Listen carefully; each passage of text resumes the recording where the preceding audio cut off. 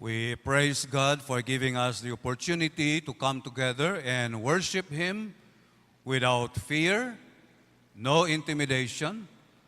Unlike in other countries of the world where our brothers and sisters are having a difficult time, in fact, many of them are worshiping God underground because of the threats, the persecutions that they are encountering.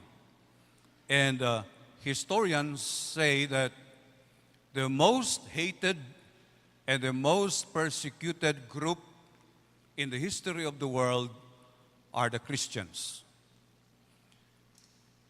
There are other peoples that are persecuted, but they were persecuted because of their political systems, their economic systems, but Christians are persecuted throughout the centuries because of our faith in the Lord Jesus Christ. It started with the crucifixion of the Lord Jesus Christ. And after that, His followers were hunted down like animals, and they were prosecuted and persecuted to the point of death for 300 years until the time of Emperor Constantine. And there was a lull for about 100 years. And then after 100 years, another wave of persecution when the barbaric tribes from Germany entered into the Roman Empire. Thousands of people, Christians, died. Hundreds and thousands of churches were burned and destroyed. And we thought that that was the worst, because when the barbaric tribes were converted to Christianity, we thought persecution would stop. And then, 600 years after the Lord Jesus Christ, another wave of persecution which lasted up to the 1900s. The Ottoman Empire persecuted the church in Europe for 400 years. And when the Ottoman Empire collapsed, we thought persecution was gone. But then in 1916, when the Ottoman Empire collapsed, another power came into existence. The communists in Europe slaughtered millions, not just thousands, but millions of Christians, not only in Europe, in Asia, in South America. For example, in Nicaragua, the Sandinistas ruled for more than 10 years under the leadership of President Daniel Ortega. And hundreds of thousands of people in that place suffered in the persecution until 1990. And today, we have Christians in North Korea, in the Middle East, in Nigeria, that are being persecuted. And we just pray to God that God would strengthen them in the midst of these persecutions. Yes, the Christians are the most hated and the most persecuted group, and yet we believe that we have the victory in the Lord Jesus Christ. Kindly open your Bibles to the book of 2 Thessalonians. 2 Thessalonians chapter 1, verses 1 to 12. 2 Thessalonians chapter 1, verses 1 to 12. Paul, Silas, and Timothy, to the church of the Thessalonians in God our Father and the Lord Jesus Christ. Grace and peace to you from God the Father and the Lord Jesus Christ. We ought always to thank God for you, brothers, and rightly so, because your faith is growing more and more, and the love every one of you has for each other is increasing. Therefore, among God's churches, we boast about your perseverance and faith in all the persecutions and trials you are enduring. All this is evidence that God's judgment is right. And as a result, you will be counted worthy of the kingdom of God for which you are suffering. God is just. He will pay back trouble to those who trouble you and give relief to you who are troubled and to us as well. This will happen when the Lord Jesus is revealed from heaven in blazing fire with his powerful angels. He will punish those who do not know God and do not obey the gospel of our Lord Jesus. They will be punished with everlasting destruction and shut out from the presence of the Lord and from the majesty of his power on the day he comes to be glorified in his holy people and to be marveled at among all those who have believed. This includes you, because you believe our testimony to you. With this in mind, we constantly pray for you that our God may count you worthy of his calling, and that by his power he may fulfill every good purpose of yours and every act prompted by your faith. We pray this so that the name of our Lord Jesus may be glorified in you and you in him, according to the grace of our God and the Lord Jesus Christ. Let's give God a clap offering for these wonderful words. Persecution and suffering is part of the life of the church. But we are assured of victory because God will keep his children not above the storm, but through the storms. But your question perhaps is, Pastor, bakit naman ganyan? Wala naman tayong ginagawang masama sa kanila. Why are we being persecuted? It's very clear that the Thessalonians were experiencing persecution and suffering. They're not doing anything wrong to the people around them. But why is it that throughout the centuries, the Christians were the recipients of this hostility and violence? Now, I can give you several reasons. But for the sake of our meditation this morning, I will just limit it to two reasons. The first reason why we are hated, persecuted,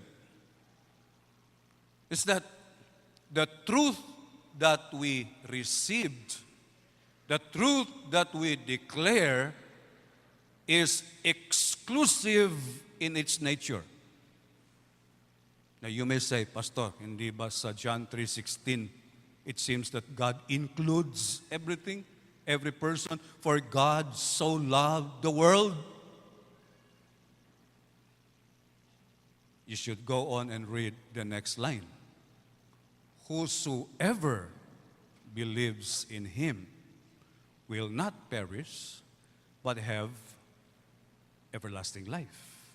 The offer is given to all, but the application is exclusive only to those who believe.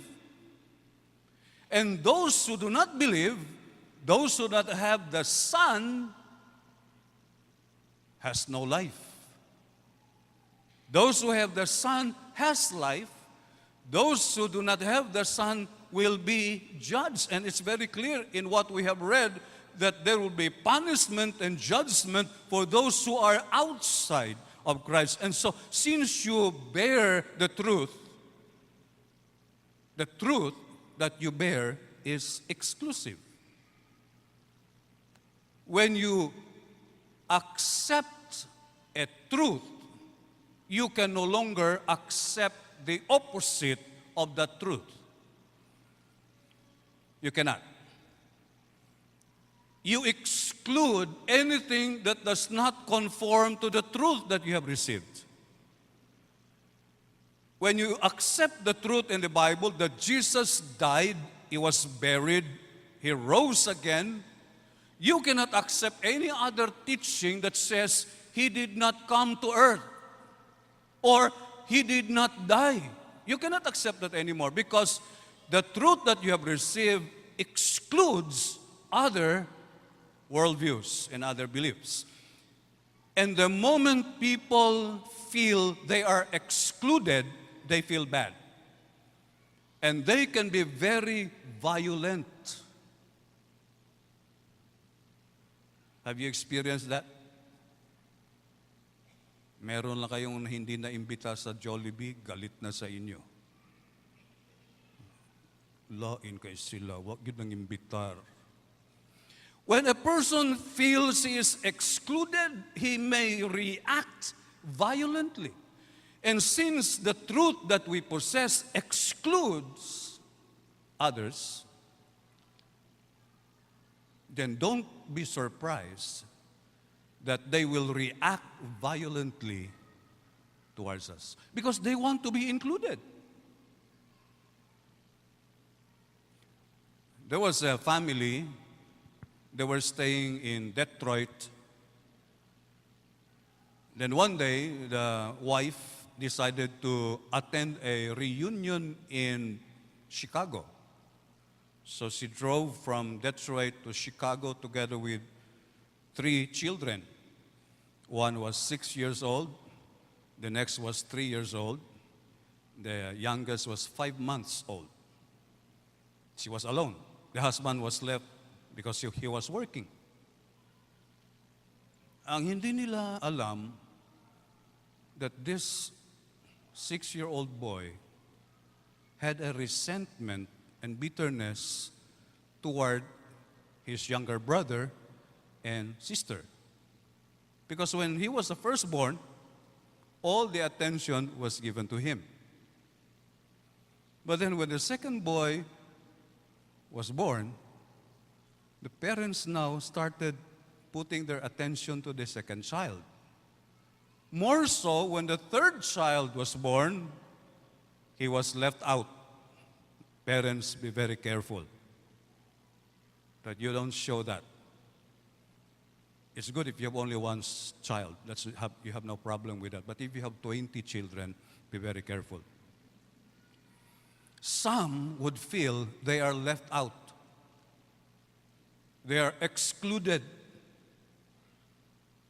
And if you're thinking of writing your last will and testament, be very careful that you do not exclude anyone. Because when they feel excluded, they can be violent. And so when they arrived at the site of the reunion, so many people were there. The youngest had a babysitter. The 2 boys were there.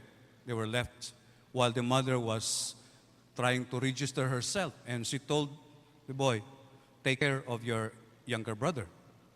She did not know this boy had bitterness in his heart. So in the middle of this crowd, when the mother came back, she found out that the younger boy was gone. Wala na. And they looked and looked and looked. He was gone. It took them another 15 years to locate him. And the reason why he was gone was the older boy, when the mother was there registering herself, he said to the younger boy, get lost. You know the pain when you're excluded? People react violently and sometimes in a hostile manner. And do not be surprised when people react negatively and sometimes violently because the truth that we have excludes them. And yet they wanted to be included. And this is the problem of Manny Pacquiao. A politician who quotes the scriptures is not a good politician in our context, because he will exclude people who are not included in the book that he quotes.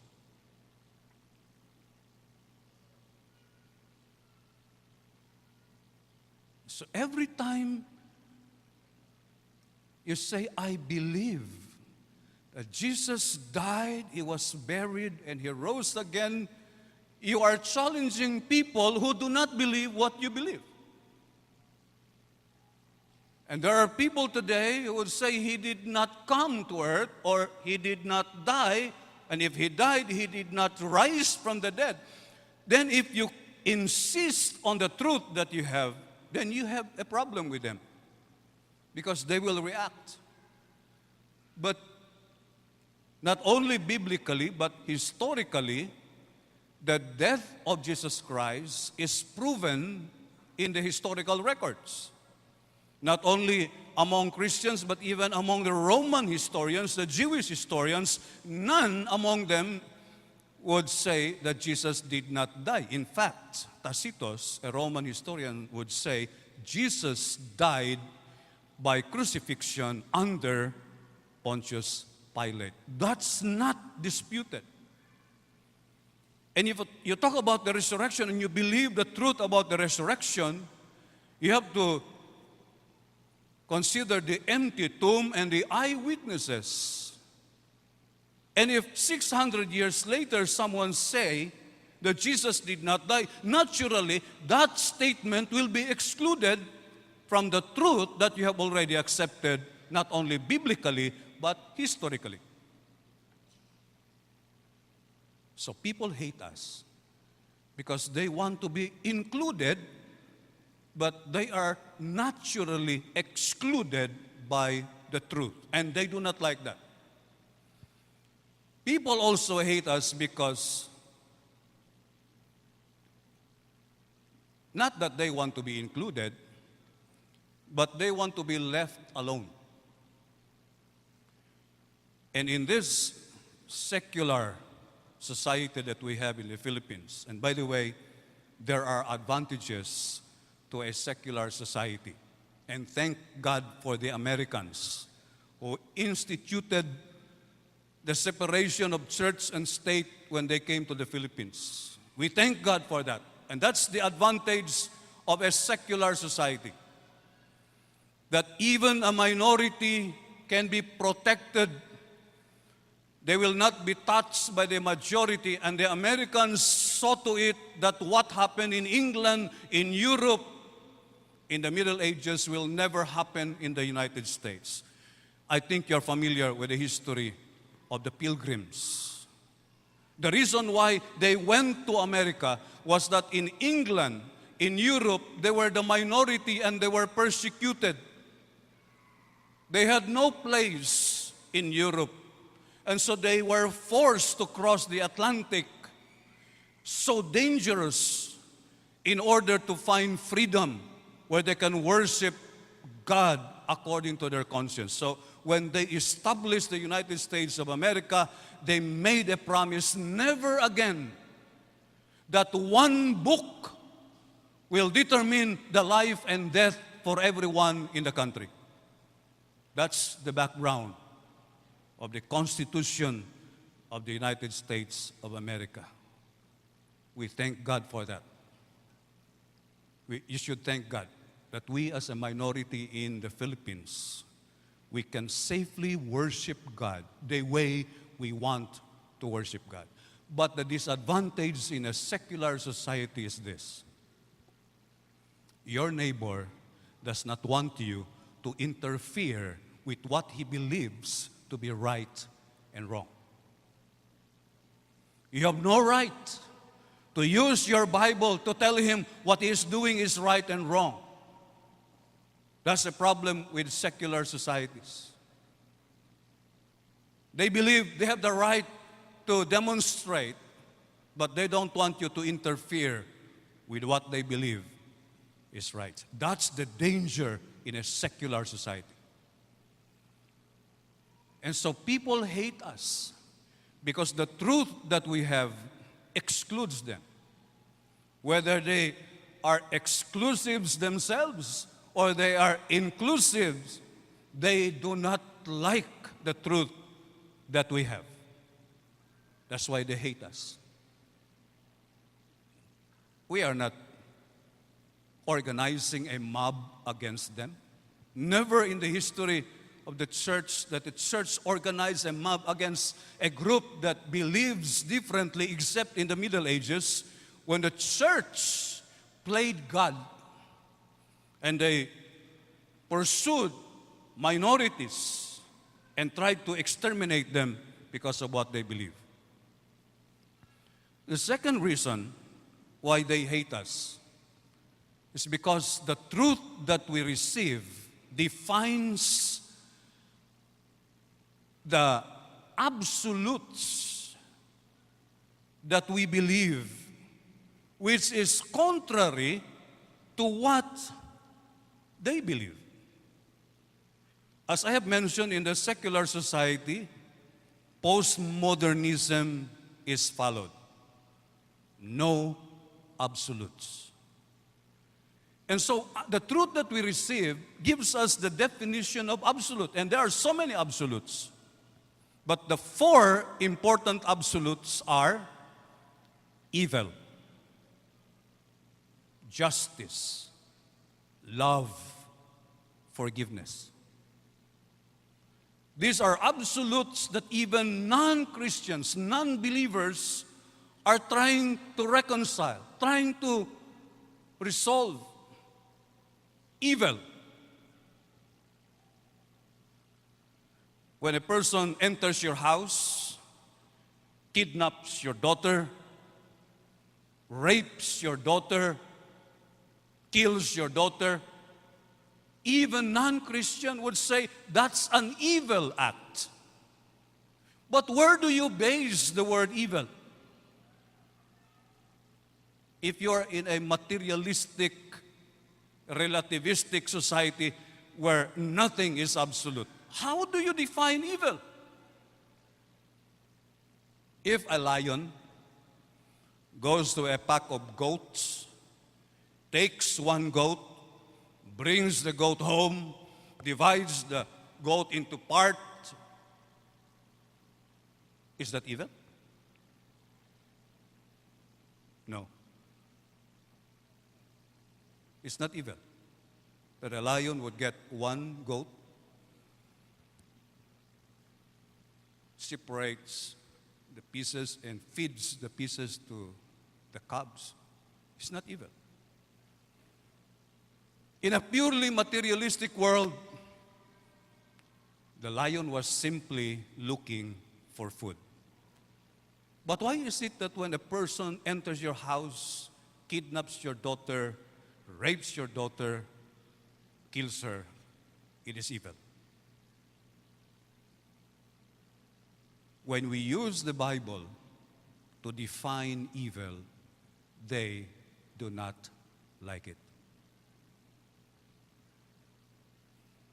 There was a woman, she claims to be an atheist, and she was trying to convince her student not to use the Bible in making choices in her life. And she said, "You're wasting your time. You're a very brilliant student. Don't use your religious persuasions in making choices."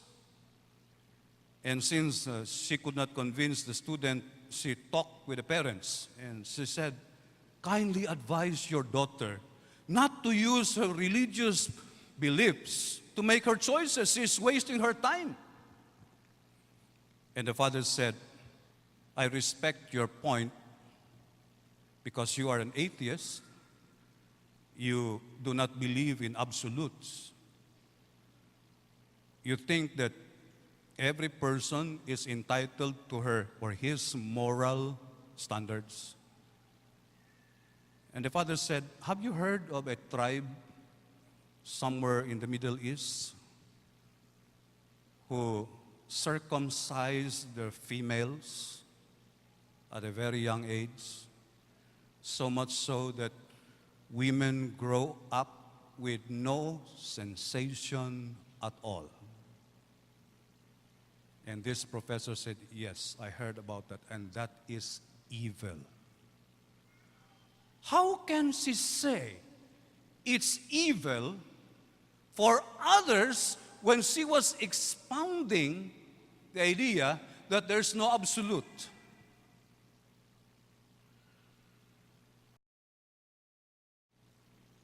The second absolute is justice.